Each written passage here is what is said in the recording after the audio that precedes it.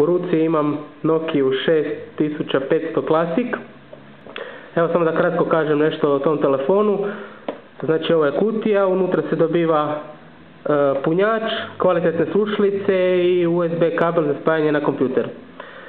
Malo da pogledamo telefon, imamo flash, kamera i dalje nikakvih više gumbića po sredini i dolje više nemamo. Jedino ovo dolje je znači punjač njezin.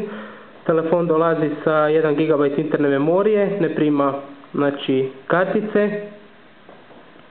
Ovaj znači mini USB, na njega ćete spojiti slušalice ili spojiti ga na kompjuter.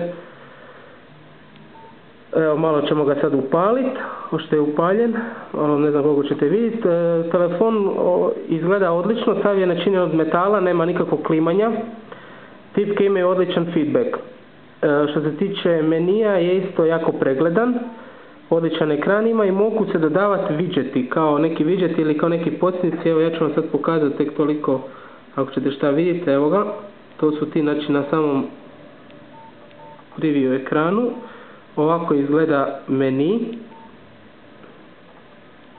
Evo ga, znači postavke, znači standardno što se i nudi uz Nokia. Imamo znači messaging, kontakti, pozivi, medija, galerija, settings, organizator, applications i web.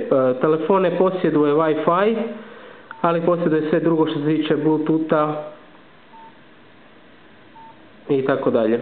Evo samo toliko sam htio reći o ovoj Nokiji. Jako kvalitetan uređaj, sve u svemu, i iznenadili biste se kad biste ga koristili tek malo, da ne mislite da je neki smiješan uređaj.